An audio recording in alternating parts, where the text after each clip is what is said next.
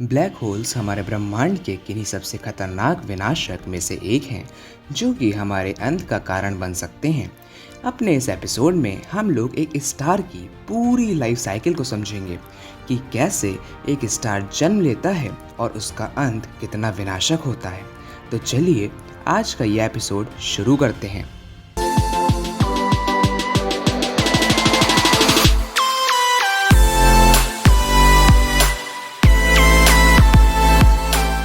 Black holes की कहानी एक स्टार के जन्म के साथ ही शुरू होती है और ये शुरुआत होती है नेबुला से। नेबुले गैस के बादल होते हैं जो कि कई लाइट ईयर्स के एरिया में फैले हो सकते हैं। बहुत लोग नेबुला को एक टाइप की गैलेक्सी समझते हैं, बट ऐसा नहीं है। नेबुला गैलेक्सीज के अंदर इंटरस्टेलर स्पेस में कई लाइट ईयर्स के एरिया में फैली गैस और डस्ट क्लाउड्स होती हैं। अब ये क्लाउड्स मेनली हाइड्रोजन से बने होते हैं, जो कि आयोनाइज्ड, न्यूट्रल और मॉलिक्यूलर तीनों फॉर्म में प्रेजेंट होते हैं। हाइड्रोजन के साथ साथ थोड़ी बहुत हीलियम और ढेर सारी कॉस्मिक डस्ट भी नेबुला में प्रेजेंट होती है। हमने इन नेबुला के बारे में तो जाना, बट इनका फंक्शन क्या होता है। नेबुला दिखने में जितनी खूबसूरत होती हैं, उनका फंक्शन भी उतना ही खूबसूरत होता है। इन नेबुला में ही स्टार्स बनते हैं। असली खेल तो इनके डेंस रीजन्स में होता है, जहां हाइड्रोजन गैस के क्लाउड्स बहुत ज़्यादा डेंस होते हैं। इन डेंस रीजन्स को हम स्टेलर नर्सरीज कहते हैं। अब ये डेंस रीजन्स किसी नेबुला में कहीं भी बन सकते हैं, लेकिन ऐसा होता कैसे है? अब ऐसा तो है नहीं कि आसपास के हाइड्रोजन एटम्स और आयंस को उस रीजन पर प्यार आ जाता है और सब की सब वहाँ इकट्ठा होकर उस रीजन को डेंस बना देते हैं। कुछ ज्यादा नहीं हो गया ये? मतलब कुछ भी। या तो इनका रीज़न बहुत कॉम्प्लिकेटेड नहीं, बल्कि सिंपली उन गैस क्लाउड्स में डेंसिटी का रैंडम फ्लक्चुएशन हो सकता है, या तो किसी बाहरी चीज़ का इन्फ्लुएंस भी हो सकता है। इन आउटर डिस्टर्बेंसेस के कारण क्लाउड के किसी पॉइंट पर डेंसिटी बहुत ज़्यादा हो जाती है। डेंसिटी इज़ मास पर वॉल्यूम। तो जब आउटर डिस्टर्बेंसेस के कारण क्लाउड के उस पॉइंट पर डेंसिटी बढ़ेगी तो मास भी बढ़ेगा, और जब मास बढ़ेगा तो जाहिर सी बात है कि उस रीजन का ग्रेविटेशनल पुल भी बढ़ेगा। अब यहाँ से प्रेशर और ग्रेविटेशन साथ में काम करते हैं। आइए समझते हैं कैसे। एक गैस क्लाउड तब तक शांति से बैठा रहता है जब तक उसमें प्रेजेंट गैस का प्रेशर ग्रेविटेशनल फोर्स को बैलेंस करे रहता है। उस गैस क्लाउड का ऐसे शांति से बैठे रहना हाइड्रोस्टैटिक इक्विलिब्रियम कहलाता है। अगर मैथमेटिकली बात करें तो ये वायरल थ्योरम के थ्रू समझाया जा सकता है, लेकिन हम इतनी डीप में नहीं जाएंगे। अब अगर क्लाउड बहुत बड़ा है, मतलब जितना बड़ा उसे शांति से बैठे रहने के लिए होना चाहिए था वो उससे भी बड़ा है, तो इस क्लाउड के बड़प्पन दिखाने के कारण इसमें प्रेजेंट गैस का प्रेशर भी रिक्वायर्ड प्रेशर से कम होता जाता है और वो क्लाउड ग्रेविटेशनल कोलैप्स को अंजाम देता है। ये ग्रेविटेशनल कोलैप्स तब होता है जब उस क्लाउड का या उस क्लाउड में डेंस रीजन का मास जीन्स मास को एक्सीड कर जाता है। अब ये जीन्स मास क्या होता है? जीन्स मास कोई फिक्स्ड मास लिमिट नहीं होती है, बल्कि वो खुद क्लाउड के टेम्परेचर और डेंसिटी पर डिपेंड करती है। जीन्स मास को एक्सीड करते ही ग्रेविटेशनल कोलैप्स चालू हो जाता है। हालांकि एक जनरल व्यू में जीन्स मास की वैल्यू कुछ हज़ार सोलर मासेस से लेकर दसियों हज़ार सोलर मासेस तक की हो सकती है। अब क्योंकि ग्रेविटी का नेचर ही है हर चीज़ को स्फेरिकल बनाना, इसलिए सारे स्टार्स और प्लैनेट्स ऑलमोस्ट स्फेरिकल ही होते हैं। तो जो क्लाउड ग्रेविटेशनल कोलैप्स से गुजर रहा है वो भी एक बॉल शेप में आ जाता है। ये ग्रेविटेशनल कोलैप्स तब तक चलता है जब तक उस क्लाउड बॉल के अंदर का प्रेशर ग्रेविटेशनल फोर्स को बैलेंस नहीं कर लेता और हाइड्रोस्टैटिक इक्विलिब्रियम मेंटेन नहीं कर लेता। जब ऐसा हो जाता है तब वो क्लाउड कई हद तक एक स्टार जैसा दिखने लगता है, बट वो एक प्रोटोस्टार यानी स्टार का नवजात शिशु होता है। प्रोटोस्टार का फॉर्मेशन ही स्टार फॉर्मेशन का पहला पड़ाव है। अब दूसरे पड़ाव पर बढ़ने से पहले हमने प्रोटोस्टार तक जो कुछ समझा उसे फटाफट रिवाइज करेंगे, वो भी आसान भाषा में। स्टार्स का फॉर्मेशन नेबुला के डेंस रीजन्स में होता है। ये डेंस रीजन्स शुरुआत से ही डेंस हो सकते हैं या फिर आउटर डिस्टर्बेंसेस जैसे कि सुपरनोवा शॉक वेव जैसे डिस्टर्बेंसेस से भी डेंस बन सकते हैं। इन रीजन्स की डेंसिटी हाई होने के कारण इनका मास भी हाई होता है और ग्रेविटेशनल फोर्स भी हाई होती है, जो कि और डस्ट और गैस पार्टिकल्स अपनी तरफ खींचकर उस रीजन को और डेंस बना देती है। इससे ग्रेविटेशनल फोर्स बढ़ती जाती है और उस रीजन के गैस प्रेशर को मात दे देती है, जिसके कारण अब उस क्लाउड को स्टेबल रखने वाला गैस प्रेशर ग्रेविटेशनल फोर्स से कम हो जाता है और ये अंजाम देता है ग्रेविटेशनल कोलैप्स को। ग्रेविटेशनल कोलैप्स मतलब उस क्लाउड का एक ही पॉइंट पर कॉन्ट्रैक्ट होना। ये कॉन्ट्रैक्शन तब तक चलता रहता है या तब तक होता रहता है जब तक उसमें प्रेजेंट गैस और डस्ट इतनी हीट ना हो जाए कि इंटरनल प्रेशर ग्रेविटेशनल फोर्स को दोबारा बैलेंस कर ले और ग्रेविटेशनल कोलैप्स रुक जाए।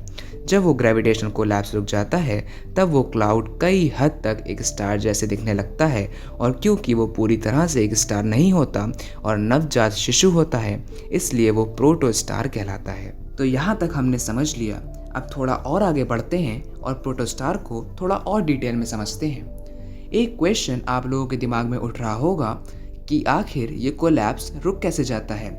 ऐसा कुछ इस तरह होता है, जितना ज़्यादा क्लाउड एक पॉइंट पर कॉन्ट्रैक्ट होता जाता है उतनी ही ज़्यादा दो हाइड्रोजन मॉलिक्यूल्स या एटम्स की दूरियां घटती जाती हैं, और इन दूरियों के कम होने के कारण हाइड्रोजन एटम्स के आपस में टकराने का रेट भी बढ़ता रहता है। जितना ज़्यादा टकराव होता है उतनी ही ज़्यादा हीट भी प्रोड्यूस होती है, और जितनी ज़्यादा हीट इंक्रीज़ होती है उतना ही प्रेशर भी इंक्रीज़ होगा। और एक टाइम ऐसा आएगा जब इंटरनल प्रेशर ग्रेविटेशनल फोर्स को बैलेंस कर लेगा और ये कोलैप्स रुक जाएगा। इससे एक स्टेबल बॉल शेप में कोलैप्सिंग क्लाउड का मिडिल पार्ट, जो कि कोलैप्स करना बंद कर चुका है, स्टार के कोर का फॉर्म ले लेगा और पैदा होने वाले नए स्टार का कोर होगा, जिसे फर्स्ट हाइड्रोस्टैटिक कोर कहा जाता है। लेकिन ये कोर अपने क्लाउड से लगातार गैस खींचता ही रहेगा और अपने ऊपर मटेरियल जमा करके और बड़ा होता रहेगा। इस प्रोसेस को कहते हैं एक्रेशन। उस कोर के साथ साथ एक और चीज़ फॉर्म होती है जो कि प्रोटोप्लैनेटरी डिस्क या सर्कमस्टेलर डिस्क कहलाती है। अब ये कौन सी बला है? ये कोई बला नहीं बल्कि रिंग्स होती हैं, ठीक वैसे ही जैसे हमें सैटर्न के अराउंड दिखती हैं। लेकिन ये रिंग्स या डिस्क सैटर्न की रिंग्स के तरीके कोई पत्थर की चट्टानों से नहीं बनी होती बल्कि गैस क्लाउड से बनी होती हैं। असल में होता कुछ ऐसे है कि जब वो हाइड्रोस्टैटिक कोर अपनी एक्सिस पर रोटेट करने लगता है तब उसके आसपास के क्लाउड भी उसके अराउंड घूमने लगते हैं, जो कि घूमते घूमते एक डिस्क फॉर्म ले लेते हैं। प्रोटोस्टार यहीं से लगभग सारा माल मसाला लेता रहता है। अब लगातार एक्रेशन का प्रोसेस बाईपोलर जेट्स को जन्म देता है, जिसे हर्बिग हैरो ऑब्जेक्ट्स कहा जाता है। इन जेट्स को आप अपने कुकर की सीटी से निकलने वाले धुएं की तरह इमेजिन कर सकते हैं, जहां कुकर प्रोटोस्टार है और उसमें से निकलने वाला गैस पोलर जेट्स। अब प्रोटोस्टार के बाद सेकेंड स्टेज आता है स्टार फॉर्मेशन का, जो कि है प्री मेन सीक्वेंस स्टार या पीएमएस स्टार, जो कि एक्रेशन के रुकने के बाद का स्टेज होता है। लेकिन अभी भी हाइड्रोजन का न्यूक्लियर फ्यूजन नहीं स्टार्ट होता है, भले ही ड्यूटेरियम फ्यूजन क्यों ना शुरू हो जाता हो। तब फिर पीएमएस स्टार कोलैप्स से कैसे बचा रहता है? वैसे ही जैसे प्रोटोस्टेलर कोर बचा रहता है, ग्रेविटेशनल कॉन्ट्रैक्शन से प्रोड्यूस्ड हीट प्रेशर से। ये कॉन्ट्रैक्शन तब तक चलता है जब तक पीएमएस स्टार हायाशी लिमिट को नहीं पा लेता। हायाशी लिमिट एक थ्योरेटिकल लिमिट होती है जो कि एक स्टार के मास के हिसाब से उसकी मैक्सिमम रेडियस तय करती है। तो हायाशी लिमिट को क्रॉस करते ही स्टार पीएमएस स्टेज से थर्ड स्टेज में चला जाता है, जो कि है मेन सीक्वेंस स्टार। अब फाइनली यहाँ पर हाइड्रोजन चचा का फ्यूजन चालू हो जाता है और हीलियम भतीजा फॉर्म होने लगता है और हमारे स्टार भैया पूरी तरह बन जाते हैं। एक क्वेश्चन यहाँ भी उठता है कि हाइड्रोजन फ्यूजन इतना ज़रूरी क्यों होता है कि ये स्टार्ट होते ही स्टार मेन सीक्वेंस स्टेज में पहुँच जाता है। ऐसा इसलिए क्योंकि न्यूक्लियर फ्यूजन से बहुत हीट प्रोड्यूस होती है, जो कि गैस प्रेशर को इस काबिल बनाए रखती है कि वो ग्रेविटेशनल फोर्स या कोलैप्स को बैलेंस कर सके और स्टार स्टेबल रह सके। लेकिन उस प्रोटोप्लैनेटरी डिस्क का क्या होता है? अब ये तो हमारे जीनियस ऑडियंस नाम से ही जान गए होंगे कि ये डिस्क प्लैनेट्स का फॉर्मेशन करती है। मेनली एक स्टार की लाइफ साइकिल के 8 स्टेजेस होते हैं। पहला है जाइंट गैस क्लाउड, दूसरा प्रोटोस्टार, तीसरा प्री मेन सीक्वेंस फेस यानी पीएमएस फेस, चौथा मेन सीक्वेंस फेस, पांचवा रेड जाइंट, छठा फ्यूजन ऑफ हैवियर एलिमेंट्स, सातवां सुपरनोवा और आठवां है ब्लैक होल या न्यूट्रॉन स्टार या वाइट ड्वार्फ। इनमें से 4 स्टेजेस हमने समझ ली। अब हम बढ़ेंगे आगे की स्टेजेस की ओर। ये बात तो हम सभी जानते हैं कि कोई भी चीज़ अमर नहीं है, हर चीज़ का कभी न कभी अंत होता ही है और यही प्रकृति का नियम है। तो स्टार चाहे वो कितना ही बड़ा क्यों ना हो, चाहे उसने अमृत ही क्यों ना पी लिया हो, वो एक ना एक दिन मरेगा ज़रूर। स्टार का जीवन बड़ा ही दर्दनाक होता है क्योंकि उसे जन्म लेने में ही मिलियंस या बिलियंस ऑफ ईयर्स लग जाते हैं। फिर जब बेचारा स्टेबल होकर मेन सीक्वेंस फेस में आता है, तब उसके कोर में न्यूक्लियर फ्यूजन के कारण अपनी पूरी ज़िंदगी वो जलता ही रहता है। आपकी नॉलेज के लिए बता दूं कि साइंटिस्ट के मुताबिक हमारे यूनिवर्स में 90% स्टार्स मेन सीक्वेंस फेस में हैं, लेकिन वो बचे हुए 10% स्टार्स किसके वियोग से गुजर रहे हैं, आइए समझते हैं। जब एक स्टार के कोर में हाइड्रोजन खत्म हो जाता है, तब उस कोर में सिर्फ और सिर्फ हीलियम ही बचा रह जाता है। इस कारण स्टार फिर अनस्टेबल हो जाता है और कोलैप्स करने लगता है। फिर वही अधूरी कहानी पूरी होती है। स्टार के कोर में हाइड्रोजन फ्यूजन या स्टेलर न्यूक्लियर सिंथेसिस रुक जाने से कोर का कोलैप्स करना टेम्परेचर के बढ़ने को बढ़ावा देता है और अल्टीमेटली टेम्परेचर इतना बढ़ जाता है कि हाइड्रोजन की लेयर जो स्टार के कोर को ढकी रहती है, अब उसमें भी हाइड्रोजन फ्यूजन स्टार्ट हो जाता है। सोचिए कि एक क्रिकेट बॉल है और एक बास्केटबॉल। क्रिकेट बॉल स्टार का कोर है और बास्केटबॉल उस कोर के अराउंड हाइड्रोजन गैस से बनी एक शेल। तो रेड जाइंट वाली स्टेज में कुछ ऐसा होता है कि क्रिकेट बॉल यानी कोर और कॉन्ट्रैक्ट करता जाता है एंड छोटा होता जाता है, जबकि वो बास्केटबॉल यानी हाइड्रोजन शेल एक्सपैंड करती जाती है और तब तक करती है जब तक उसमें प्रेजेंट सारा हाइड्रोजन हीलियम ना बन जाए। फिर क्या ये एक्सपेंशन रुक जाता है? नहीं, बल्कि उसके भी ऊपर वाली शेल इग्नाइट हो जाती है और हाइड्रोजन के फ्यूजन चालू कर देती है। इससे स्टार इतना बड़ा हो जाता है कि वो रेड जाइंट कहलाता है। रेड जाइंट्स फूलते हुए बलून की तरह होते हैं जो कि अपने सन से 100 से 1000 टाइम्स ज़्यादा बड़े हो सकते हैं। क्योंकि कोर कॉन्ट्रैक्ट करती ही जाती है, तो एक समय ऐसा भी आता है कि कोर में हीलियम फ्यूज़ होकर कार्बन बनाने लगता है। जब उस रेड जाइंट की सारी शेल से हाइड्रोजन खत्म हो जाता है और उसके कोर से हीलियम भी खत्म होकर कार्बन बन जाता है, तब फिर वैसे ही उसकी ऊपर वाली शेल्स में हीलियम फ्यूजन चालू हो जाता है। इसे हम ट्रिपल अल्फा प्रोसेस कहते हैं। इसके कारण रेड जाइंट और फैलता है।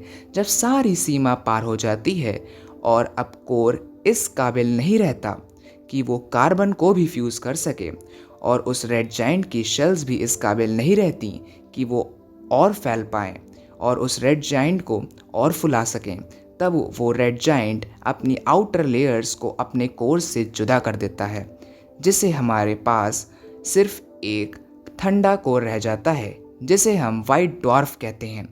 वो लेयर्स जो उस रेड जाइंट ने फेंक दी थी, बेचारी बचे हुए वाइट ड्वार्फ के अराउंड स्पेस में फैल जाती हैं।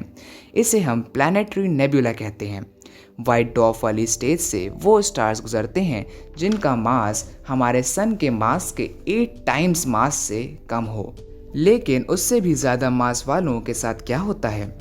8 से लेकर 40 सोलर मासेस। एक मिनट, ये सोलर मास क्या होता है?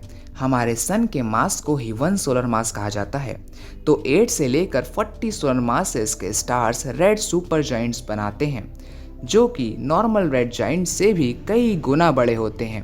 इन रेड सुपर जाइंट्स के कोर में और हैवियर एलिमेंट जैसे कि ऑक्सीजन, आयरन और गोल्ड फॉर्म होते हैं और जब सारी सीमाएं पार हो जाती हैं, तब एक विनाशकारी धमाके से वो अपनी बाहरी लेयर्स छोड़ देता है और बचा हुआ कोर या तो न्यूट्रॉन स्टार फॉर्म होता है या तो ब्लैक होल।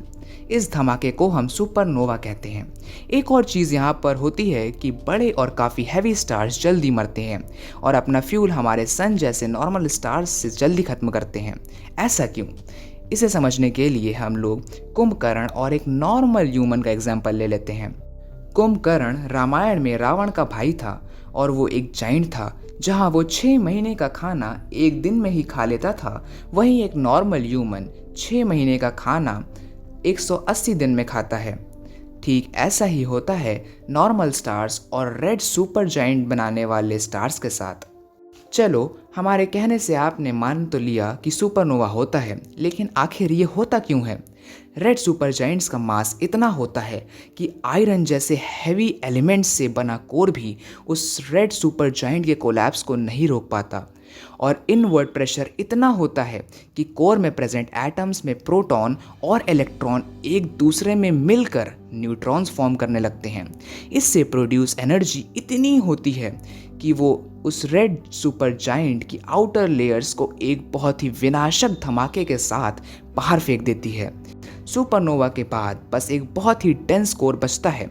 अगर उस कोर का मास चंद्रशेखर लिमिट, जो कि 1.4 सोलर मासेस के इक्वल होती है, उससे कम हुआ तो वो बचा हुआ कोर न्यूट्रॉन स्टार बनता है और कोलैप्स बंद हो जाता है। लेकिन अगर उस बचे हुए कोर का मास चंद्रशेखर लिमिट को क्रॉस कर जाता है तो कोर और कोलैप्स कर एक ब्लैक होल फॉर्म करता है। तो हमने आज के एक स्टार की पूरी लाइफ साइकिल को आसान भाषा में बहुत ही डिटेल में समझा। इस वीडियो में ऐसे बहुत सारे टॉपिक्स थे जिनको एक वीडियो में समझाना और डिटेल में समझाना मुश्किल था, इसलिए इन सब टॉपिक्स को हम बहुत ही डिटेल में अलग अलग वीडियोस में समझेंगे। और हाँ, द कंक्लूजन वाला एपिसोड भी बन रहा है, जो हो सकता है कि इसी साल वो वीडियो आ जाए। इसलिए जिसने भी हमारे special series the gods theory नहीं देखी है, वो ऊपर आई बटन पर क्लिक करके देख सकता है। तो आज के लिए बस इतना ही। अब हम मिलेंगे अपने अगले एपिसोड में। जब तक के लिए थैंक यू, धन्यवाद, जय हिंद और जय भारत।